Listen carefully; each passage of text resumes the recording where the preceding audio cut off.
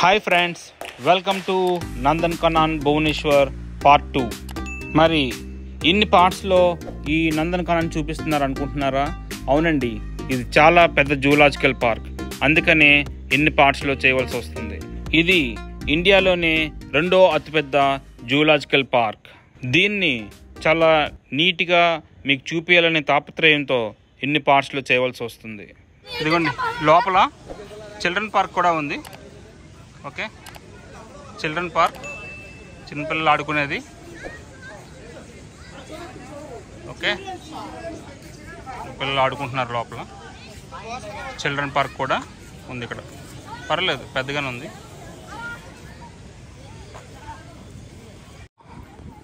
Library దగ్గరికి వచ్చాం. Library ఇది, దిస్ ఈజ్ లైబ్రరీ. ఇదే లైబ్రరీ అన్నమాట. Okay, library. ఈ యొక్క లైబ్రరీ చాలా పెద్ద లైబ్రరీ అండి. చూడండి ఎన్ని బుక్స్ ఉన్నాయో. ఇవన్నీ కూడా యానిమల్స్ గురించి, బర్డ్స్ గురించి, ఈ జువాలజీ రిలేటెడ్ అంతా కూడా ఈ బుక్స్లో మనం చూస్తాం అన్నమాట.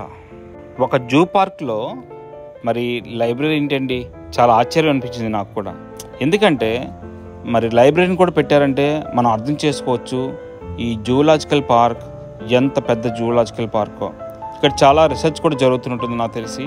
ఎందుకంటే దీని గురించి నేను కొద్ది గూగుల్లో ఇన్ఫర్మేషన్ వెతికినప్పుడు అందులో చాలా ఇన్ఫర్మేషన్ తెలుసుకున్నాను. ఈ వీడియోలో మీకు షేర్ చేస్తాను. ఈ లైబ్రరీ దగ్గరలోనే మనం అక్వేరియం చూస్తాం అన్నమాట. లైబ్రరీకి ఆనుకొనే ఉంటుంది ఇది కూడా. ఈ అక్వేరియంలో మరి చాలా రకాల ఫిషెస్ని వీళ్ళు అక్వేరియంలో పెట్టి మనకు చూపించడం జరిగింది.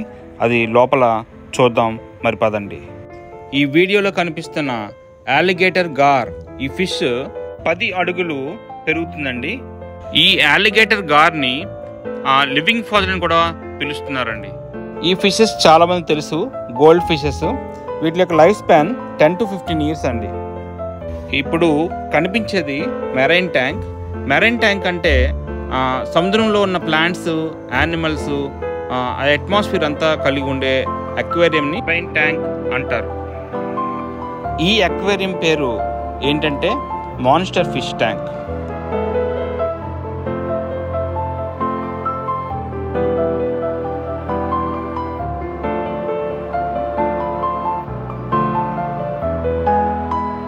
ఈ అక్వేరియంలో కనిపిస్తున్న ఫిషెస్ పేరు రెడ్ బెల్లీడ్ పెరెన్హా. ఇవి సౌత్ అమెరికాలో ఉంటాయి. ఇక్కడ కనిపిస్తున్న ఎల్లో, పింక్, రెడ్ కలర్, ఈ డిఫరెంట్ కలర్స్లో ఉన్నాయి కదండి. ఇవన్నీ జెనెటికల్లీ మోడిఫైడ్ ఫిషెస్ అన్నమాట. అంటే సైంటిస్టులు సొంతంగా సృష్టించారు.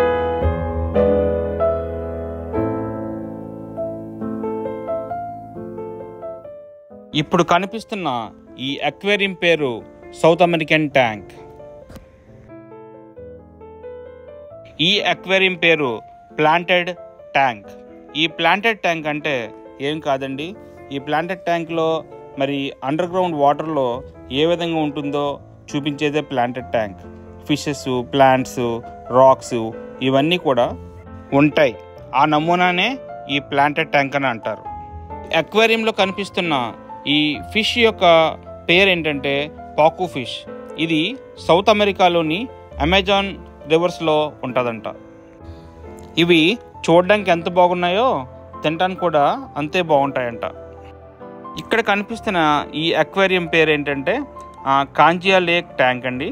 ఈ యొక్క జూ పార్క్ పక్కనే ఉంది కాంజియా లేక్. దాని యొక్క నమూనాయే ఈ కాంజియా లేక్ ట్యాంక్. ఈ విధంగా వీళ్ళు ఏంటంటే fresh water tank fishes, marine water fishes, ఇలా రకరకాల ప్రాంతాల నుంచి తెచ్చి ఈ ఫిషెస్ని అక్వేరియంలో పెట్టి మనకు చూపించారు. సో ఇప్పుడు మనం బర్డ్స్ని చూడడానికి వెళ్తున్నాం. ఇదైతే మీకు చెప్పవసరం లేదండి, ఈ పికాక్స్, నెమలి. ఓకే, సో ఈ ఎంట్రీ నెంబర్ 24 దగ్గర మనం బర్డ్స్ని ఓపెన్గా చూడొచ్చు అనమాట. వాక్ త్రూ ఏవియర్ అంటే ఏదో అనుకున్నాను నేను. సో ఈ లోపలికి మనం వెళ్ళొచ్చు. ఇది 9 to 5 తీస్తారంట, ఓపెన్ చేసి ఉంటుంది. సో ఇలాగ వాళ్ళు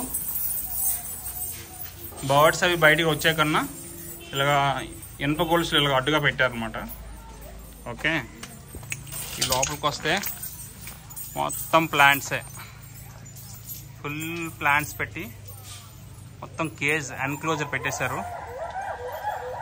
ఈ బ్యాక్గ్రౌండ్లో వినిపిస్తున్న సౌండ్స్ ఈ ఎన్క్లోజర్ నుంచి కాదు, ఇవి బయట వేరే సమ్ ఏదో అరుస్తుంది, సమ్ బర్డ్ యానిమల్ అరుస్తుంది, అది దాని యొక్క సౌండ్స్. చూడండి ఇక్కడ హంసలు ఉన్నాయి, అక్కడ మనం చూడొచ్చు హంసలు కనిపిస్తున్నాయి అక్కడ మనకి. ఓకే, ఇలా వాటర్ ఫౌంటైన్ పెట్టారు, వాటర్ ఫౌంటైన్.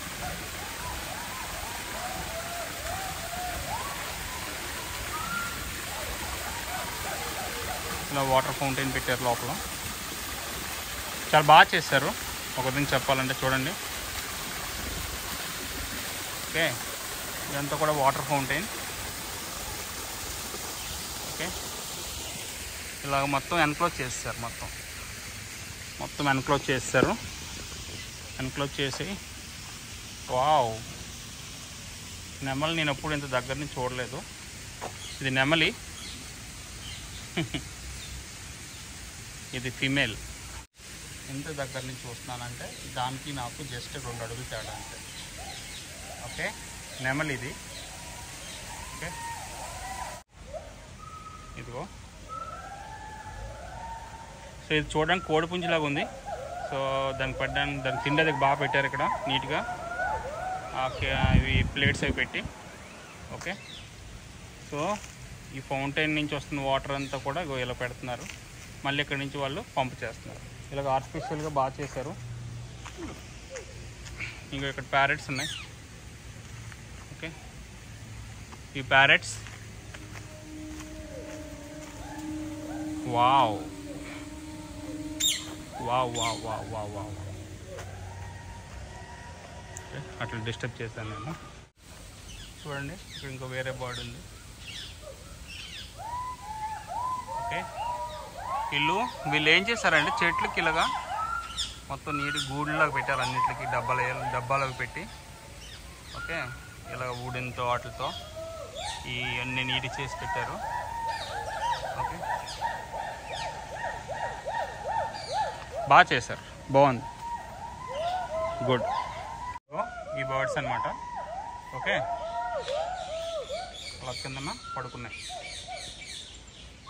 వావ్, ఇలాగే మనం బయటకు వచ్చేవచ్చు అనమాట. ఎంట్రీ ఒకటి, ఎగ్జిట్ వేరేది. సో మనం ఇలా బయటికి. సో ఇలాగ ఏంటంటే ఇవన్నీ బర్డ్స్ అనమాట. ఓకే, చాలా బర్డ్స్ ఉన్నాయి ఇక్కడ. వీళ్ళు బర్డ్ టోపోగ్రఫీ పెట్టారు.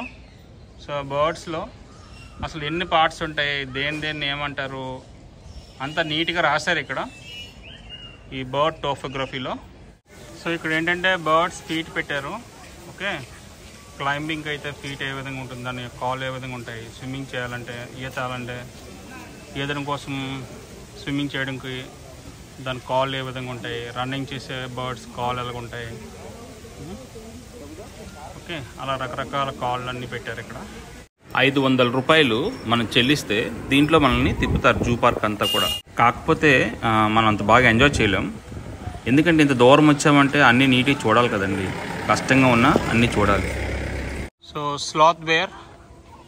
ఓకే, స్లాత్ బేర్ దగ్గరకు వచ్చాం మనం. ఈ యొక్క స్లాత్ బేర్ని ఇండియన్ బేర్ అని కూడా అంటారు, ఎందుకంటే ఇవి ఇండియాలో ఎక్కువగా ఉంటాయి కాబట్టి. ఇవి ఎక్కువగా వేటిలు తింటాయంటే ఫ్రూట్స్ని, తర్వాత చీమల్ని, చెదపురుగుల్ని తింటాయి. ఇవి అంతరించిపోయే విధంగా చాలా ప్రమాదంలో ఉన్నాయి, ఎందుకంటే మనుషులు ఇవి ఉండే ప్రాంతానికి వెళ్ళి వాటి యొక్క హ్యాబిటేట్స్ని డిస్టర్బ్ చేయడం వల్ల ఇవి ఎంతో ప్రమాదంలో ఉన్నాయని చెబుతున్నారు. అయితే ఈ స్లాత్ బేర్స్ జనరల్గా ఏంటంటే మనం వీటిని చిన్నప్పటి నుంచి బాగా మనం పెంచుకుంటే అవి డొమెస్టిక్ యానిమల్స్ లాగా అయిపోతాయంట. మరి వీటిని మనం సర్కస్లో అట్లలా మనకు చూపిస్తారు కదా, అవే ఈ ఎక్కువగా స్లాత్ బేర్స్నే వాడతారంట సర్కస్లల్లో. ఇప్పుడు మనం హిమాలయన్ బ్లాక్ బేర్ దగ్గరకు వచ్చామండి. ఈ black bear, Himalayan black bear ఏంటంటే ఇది హిమాలయాస్లో ఉంటుందన్నమాట. ఇవి మేల్స్ జనరల్గా పెద్దగా ఉంటాయి, 7.3 ఫీట్ హైట్ వరకు మేల్స్ అయితే పెరుగుతాయి. ఈ ఫీమేల్స్ అయితే మేల్స్ కన్నా చిన్నగా ఉంటాయి అన్నమాట. ఇవి హిమాలయాలో ఉన్న యానిమల్స్లో అన్నిటికన్నా చాలా పెద్దగా ఉండే యానిమల్ ఈ బ్లాక్ బేర్. ఇక్కడ కూడా చూడండి బాగా చేశారు వీళ్ళు. ఏంటంటే మనుషులు వెళ్ళడానికి నీట్గా మంచి స్పేసెస్గా ఇవన్నీ టైల్స్ అవి చేశారు. యానిమల్స్ ఇలా ఉంటాయి లోపల ఎన్క్లోజర్లో. ఓకే, మనం ఇప్పుడు లెపర్డ్స్ ఉండే ప్లేస్కి వచ్చామండి. ఈ లెపర్డ్ ఎంత పవర్ఫుల్ అంటే నీటిలో ఉన్న క్రోకోడైల్స్ని చంపి తినగలదు. లెపర్డ్స్ విషయంలో ఈ జూ పార్క్ ఉన్న ప్రత్యేకత ఏంటంటే ఓపెన్ టాప్ లెపర్డ్ ఎన్క్లోజర్ ఈ జూ పార్క్లో మాత్రమే ఉంది. ఇండియాలో మరెక్కడ కూడా లేదు. ఇప్పుడు మనం ఇండియన్ టైగర్ దగ్గరకు వచ్చాము. ఈ ఇండియన్ టైగర్ 8 to 10 feet పెరుగుతుంది. 300 నుంచి 350 kgs వెయిట్ పెరుగుతుంది. మరి ఇది ఫారెస్ట్లో ఉన్నప్పుడు ఏం తింటుందంటే జింకల్ని, డీర్స్ని తింటుంది, ర్యాబిట్స్ని తింటుంది, తర్వాత వైల్డ్ బఫెలోస్ని తింటుంది. ఈ విధంగా రకరకాల యానిమల్స్ని హంట్ చేసి వేటాడి తింటుంది. ఈ జూ పార్క్లో మాత్రం ఈ ఎన్క్లోజ్ చేసింది కాబట్టి వీళ్ళు గేదె యొక్క మాంసం పెడతారు, బఫెల్లో మీట్ని పెడతారని రాసింది. దీని యొక్క జీవితకాలం ఎంతంటే 15 to 18 years, 15 నుంచి 18 సంవత్సరాలు. ఈ టైగర్ తన యొక్క తల్లి కడుపులోంచి బయటికి రావాలంటే తన యొక్క తల్లి కడుపులో 93 days నుంచి 112 days వరకు తన కడుపులో ఉండాలి. ఈ జూ పార్క్లో నియర్లీ 30 to 40 టైగర్స్ ఉన్నాయి. ఈ టైగర్స్ అన్నీ కూడా మంచి యంగ్గా చాలా బలిష్టంగా ఉన్నాయి. చూడండి, అక్కడ కనిపిస్తుంది వేరే టైగర్, ఇక్కడ కనిపిస్తుంది ఈ టైగర్. మరి ఫుడ్ తింటుంది, దీనికి మీట్ వేసినట్టున్నారు, బాగా తింటుంది. చూడండి, అది నీట్గా చక్కగా కొరుక్కుంటూ జాగ్రత్తగా నీట్గా తింటుంది. ఇప్పుడు మనం ఏషియాటిక్ లైన్స్ దగ్గరకు వచ్చాం.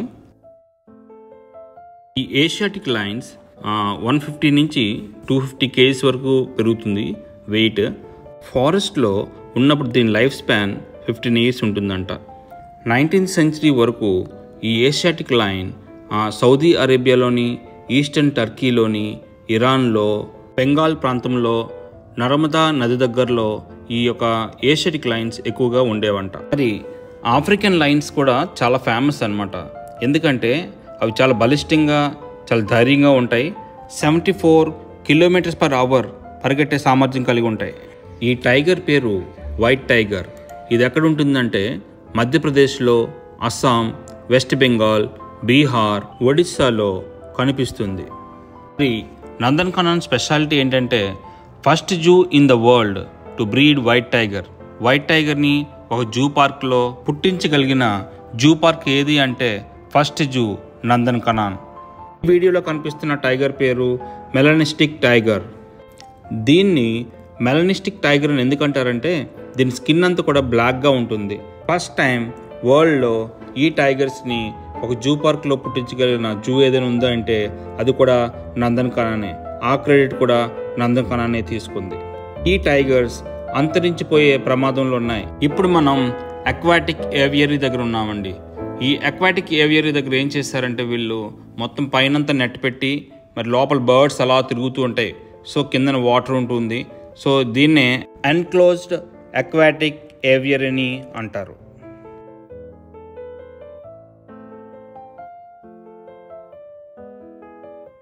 ఇది కనిపించే లేక్ కాంజియా లేక్. ఈ కాంజియా లేక్ పైనే రోప్ వే, బోట్ షికార్ ఇవన్నీ కూడా ఉన్నాయి. ఇప్పుడు మనం చూస్తుంది ఇండియన్ ఎలిఫెంట్. దీన్ని ఏషియన్ ఎలిఫెంట్ అని కూడా అంటారు. ఇవి ఎక్కడుంటాయంటే ఇండియా అంతా కూడా ఉంటాయంట. మేల్ ఎలిఫెంట్స్ 4000 kgs వెయిట్ వరకు పెరుగుతాయి. తర్వాత ఎన్ని రోజులు బతుకుతాయంటే 48 years, 48 సంవత్సరాలు ఈ ఎలిఫెంట్స్ బతుకుతాయి. ఇప్పుడు మనకు కనిపించే యానిమల్ జిరాఫీ. ఈ జిరాఫీ మేల్స్ అయితే 1200 kgs వరకు పెరుగుతాయి. ఇవి ఎంత స్పీడ్తో పరిగెడతాయంటే గంటకి 60 kilometers పరిగెట్టగలవు. ఇవి వెజిటేరియన్స్, మాంసాహారం కాదు, శాకాహారం మాత్రమే తింటాయి. ఇవి ఆఫ్రికాలో ఎక్కువగా కనిపిస్తాయి. వీటికి పొడవైన మెడకాయ ఉండి చాలా అందంగా కనిపిస్తాయి. ఇక్కడితో జూ పార్క్ అయిపోయిందండి. నెక్స్ట్ మరి కమింగ్ పార్ట్ 3లో సఫారీ గురించి, రోప్ వే గురించి, టాయ్ ట్రైన్ గురించి, బోట్ షికారు గురించి తెలుసుకుందాం.